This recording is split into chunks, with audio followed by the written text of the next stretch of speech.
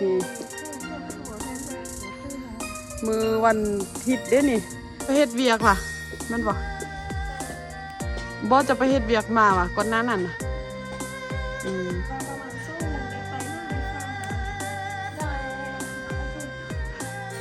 สุดนะฮักแท้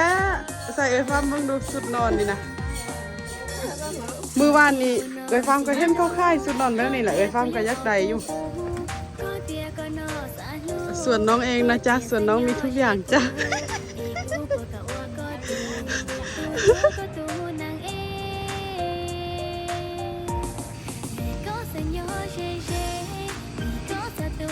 ช่วยไม่ได้ใครบอกให้ลีลาวันนี้พี่อันนี้ฉันช่วยคุณไม่ได้นะคะคุณลีลาเองมาเด้อเอฟซีพยากินดอกมากินไดเดอร์อันนี้กินฟรีเดียวอาลีจ่ายเงินเอง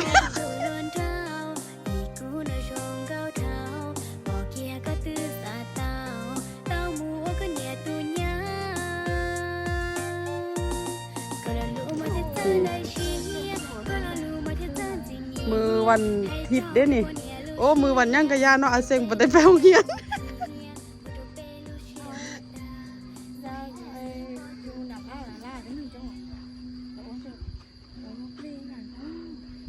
อาเซงเว้าหายอาลีโพสว่าอาลีใหญ่กว่าเอ้ยฟ้ามาสั่นเบิ่งเสื้อที่อาลีใส่เด้จักกิโตพุ่นน่ะน้องเสื้อตั้ง4โตพุ่น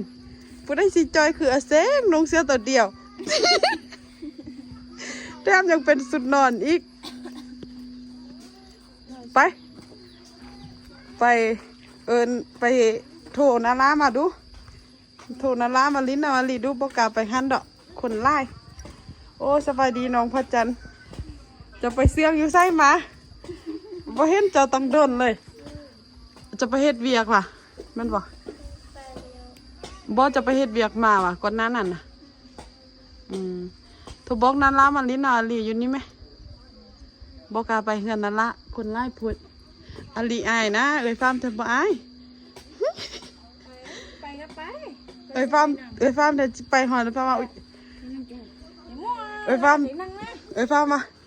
หยุดเอาซีนมาปั่นเอ้ยฟาร์มกินได้ไหมเห็นยังเอาเสียงงงเลยเอาก็บอกขายังเลยดิโอ้มาเสนอประมาณสู้งงได้ไปหน้าให้ฟังได้เบิ่งปัดได้นะแต่ละมือนั่งเฝ้าแต่พัดลมด้วยนี่แหละ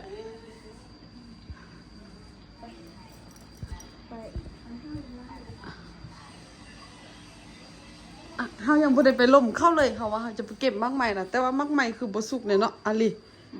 ตัวอยู่แคมทางนะสุกแต่ต้นเดียวอยู่หน้าหันซื่อบ่มีต้นอื่นมีอยู่น้ำหุ้งฟังนั้นเขาสิข้ามไปไหนได้เขาก็บ่กล้าไปแล้วเอาอะไรเพิ่นเป็นยังเป็นนาแล้วไปเฮ็ดนากินข้าวแล้วให้อาเซงไปล่มกับเจ้าของสวนแล้วเขาจึงไปอาเซงไปล่มกับเจ้าของสวนเด้อฮะเอาไปล่มว่าเขาจะไปเก็บมาข้องเจ้าของสวนเด้หันแหละบ่สุกใสเห็นเขากินมานำทางหันแหละส่วนนั้นหลายๆนะแต่ว่าจีข้ามไปหน่อยเด้อผู้ได้เขาผู้ได้จีข้ามเพื่อบ่มีคนเฝ้าลอยน้ำไปมักแตงนี่บ่มีมากเลยมีแต่เครือเหือนนาราเฮ็ดหยังนี่อาลีบอกขี้เหือนี่ข้ามไปฝากนั่นเนาะไปเก็บมักลำไยสันมักเงาะ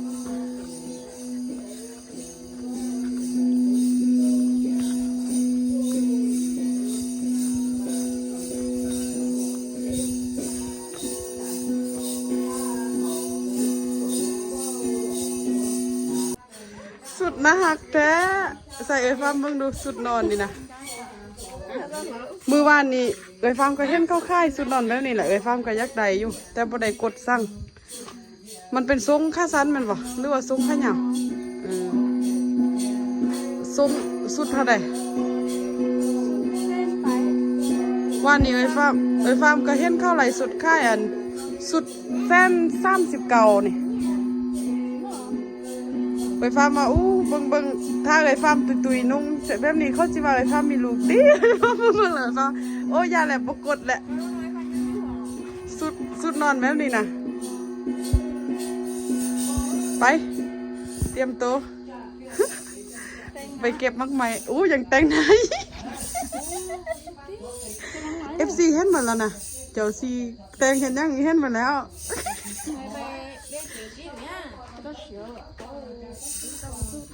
ให้อาเซงไปลมน้ำเข้าแล้วเขาจึงไปเก็บให้อาเซงไปลมก็ไปนำกันเราจะไปลมไอ้ฟาร์มซีอยู่หน้าทางท่าให้เจ้าลมแล้วเราจึงเข้าไปเก็บให้นาราไปลม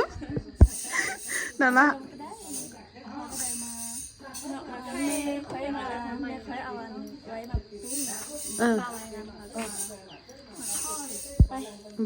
บ่แม่นว่าไปข้อเราก็คือให้ไปลมว่าอันเขาจะซื้อโลเท่าได้แต่ว่าเขาจะเก็บเองสินะให้ไปลมเข้าแบบนั้นบ่แม่นว่าขอกินเดี๋ยวก็ไปจะได้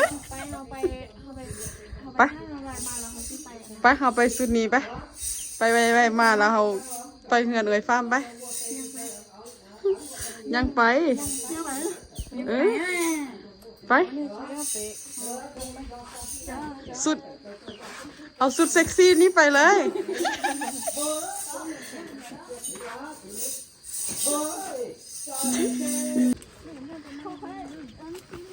ตามมานาราบอกว่า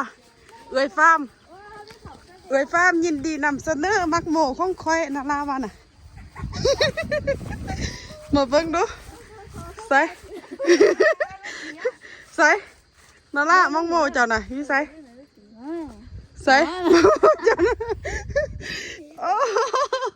โอ้มักโมนาราอยู่นี่โอ้นี่เลยมักโมจีนตีนี่นะแก้แล้วบ่เก็บบังดู นาราบอกว่ายินดีนำเสนอโอ้นี่ดิโอ้นั่นมีอีกโอ้นี่ก็มีหน่วยนี้ขี้ลายแท้ โอ้แต่ว่าที่สำคัญมันหน่วยนี้ใหญ่เนาะโอ้หน่วยนั้นก็ใหญ่เนาะ หน่วยนั้นแห่งใหญ่โอ้หน่วยนั้นมักโมหน่วยนั้นนารายินดีนำเสนอมักโมสัน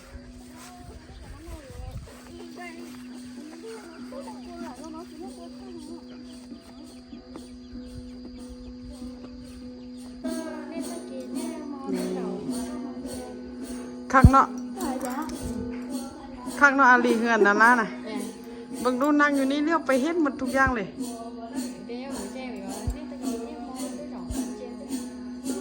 แม่นำเด้สายไฟเด้ทุ่งนาเด้เฮ็ดหมดทุกอันเลยเนาะนั่นล่ะเฮือนเจ้า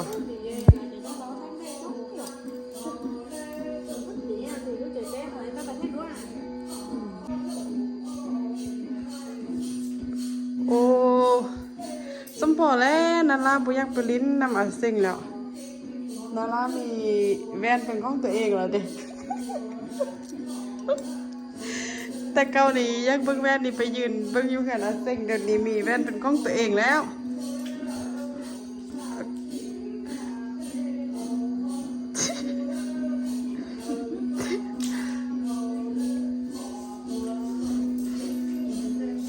อาลีจะก็เอาออกก่อนซะเอ้ยละหอนต่างเจ้าให้บ่เอาหมวกสีขาวออกกระแตมันเถาะแต่ว่าเอาตัวหนอกออกซะอู้นี่เด้อ哇，家里我带个好溜，是他设计了。他，我阿里我平到。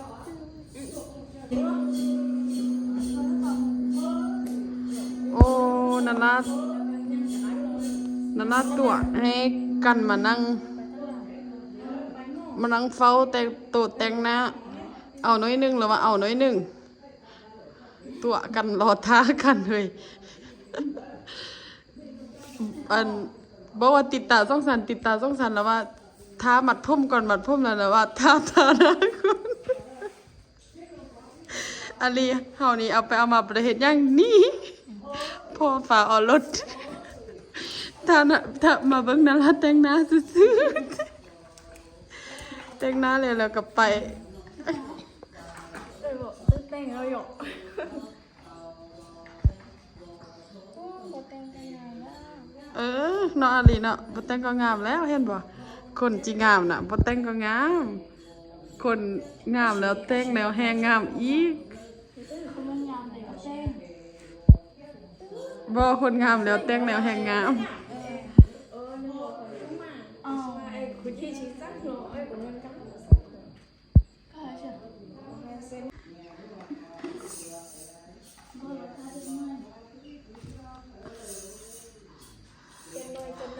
อันน่ะเมื่อกี้ติดตาส่องสันเดี๋ยวแล้ว แต่งหน้าแล้วเอามาติดอีกแต่งหน้าแล้วเอามาติดอีกเมื่อกี้ยังติดแล้วนะไอ้ป้าเพ่นน่ะ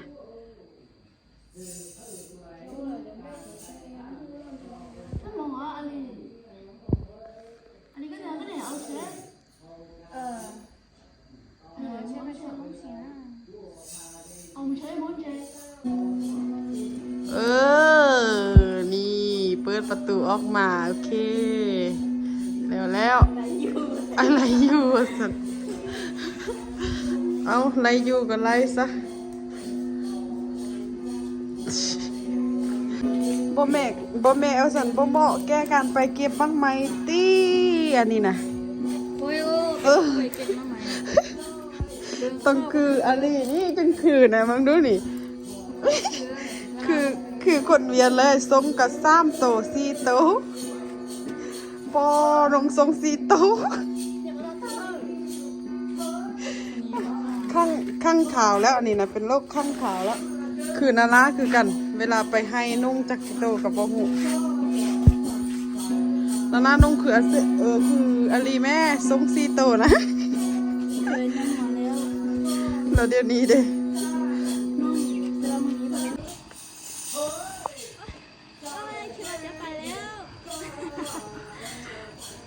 เฮ็ดหยังเจ้าคือไปน้ำซะนะ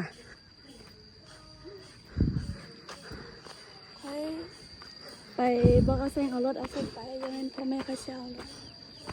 พ่อแม่เจ้าสิเอารถเจ้าเราเจ้าสิเอารถใส่ไปในเมืองซะนะอาลีว่าอาลีจะส่วนจะไปในเมือง ไปยัง บ่ฮู้แล้วอาลีว่าอาลีบ่มีรถจะมาส่วนเจ้าไป อยากเอาแช่เลยเอาไม่รู้เหรอแช่แล้วอ้าวเลยไม่ใช่น้องเลยยังมึงไหนกันล่ะมึงเตะฮะไปรู้อยากจะยังไงมึงแช่ไปแล้วช่าง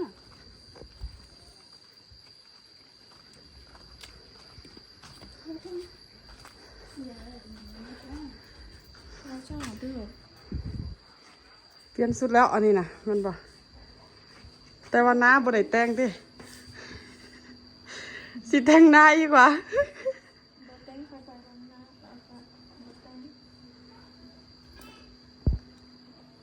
เต้นซะเอาคันสิเต้นปานนั้นเราก็ได้ เต้นอีกดู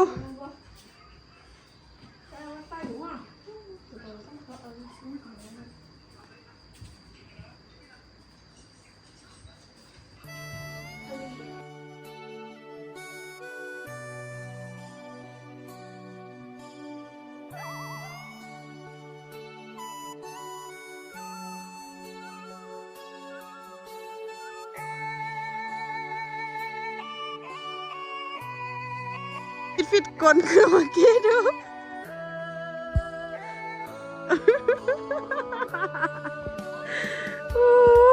คือแมงบองเลยคือแมงบองเลย แมงบองอันโตเขี้ยวๆอยู่น้ำมังงานะป้าถุงมะม่วง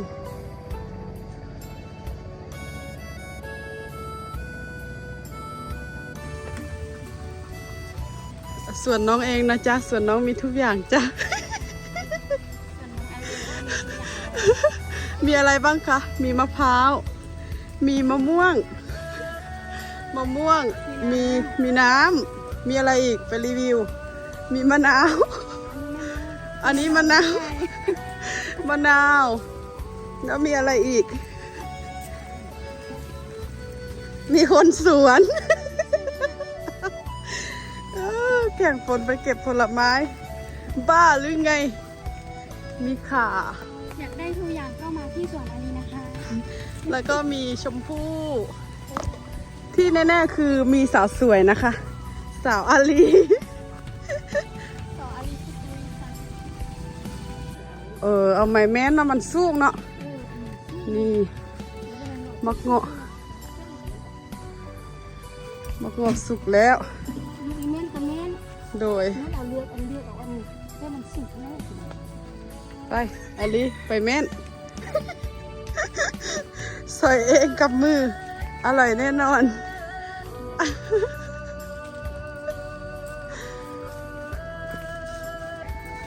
โอ้นี่อันนี้ยังเรื่องอยู่นี่สุกอยู่ไหนเนาะตัวอยังแคมทางยังบ่สุกเนาะแม่นเอาบ่แม่นแม่นเลยก็ได้อดีจิแม่นว่ะแม่นนะเด็กอันแถวนั้นเห็นแดงๆนะซุปเข้าไปแล้วบิด บิดไหมซุปเข้าไปแล้วบิดไหมซุปเข้าไปไหน เอาดีๆเด้ออาลีเก็บบ่ได้กินเด้ออาลีจะเอาจากโลเจ้าสิเอาจากโลหนึ่งอ๋อเส้นหนึ่งก็ได้4 โลโอ้สนะดึงไว้ดึงลงมาเน่ได้แล้วเด้แบบนี้ซื่อๆเอา สมนี้ซื่อๆเนาะแม่เนาะบ่ได้ยากเลยเนาะ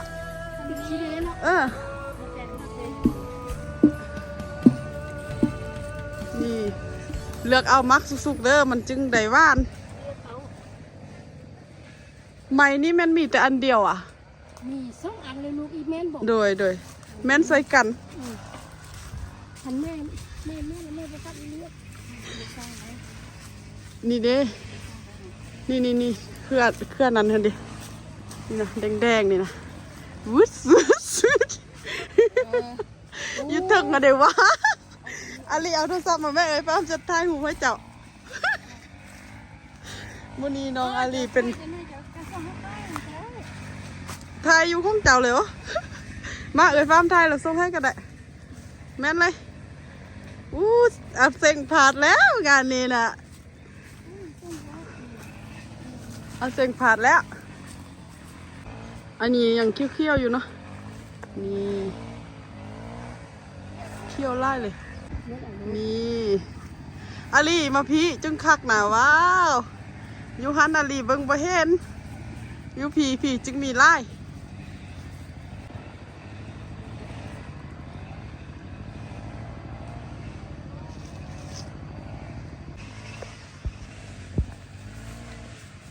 เบิ่งเด้อน้องอาลีกำลังบิดเข้าไป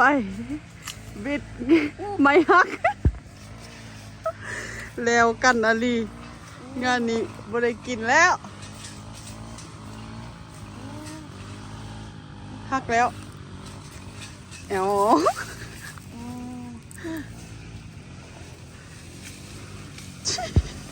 ไปทำอุปกรณ์มาใหม่มาเด้อSCพยากินหรอมากินไดเดอร์อันนี้มันส่วนอาลีเด้อกินฟรี กินฟรีเดียวอาลีจ่ายเงินเองกินฟรีได้เดี๋ยวอาลีกินไก่เองมาทุกคนกินฟรีอาลีจ่ายเอง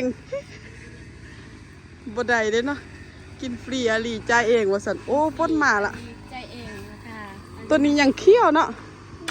ปักเคี้ยว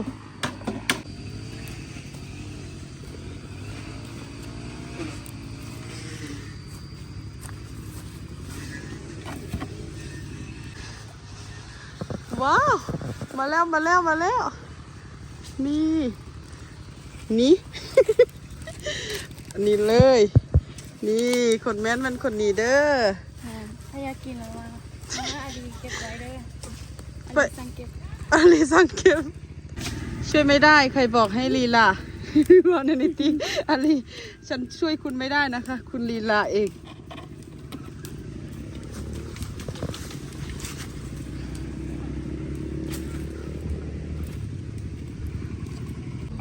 โอเค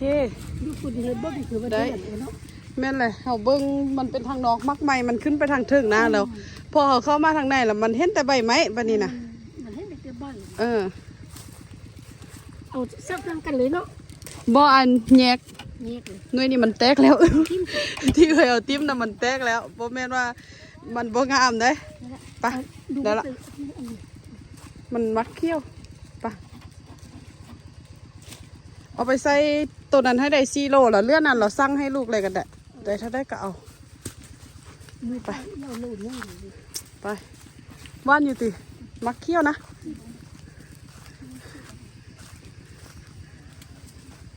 เอาซิม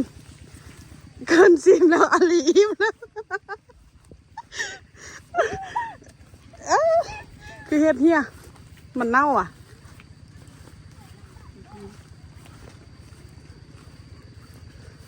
เอาอาลีเขาเป็นเจ้าของสวนเขาคือสั่งซะนะ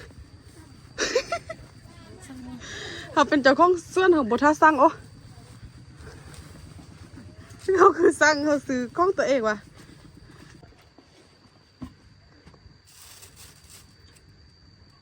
โอเค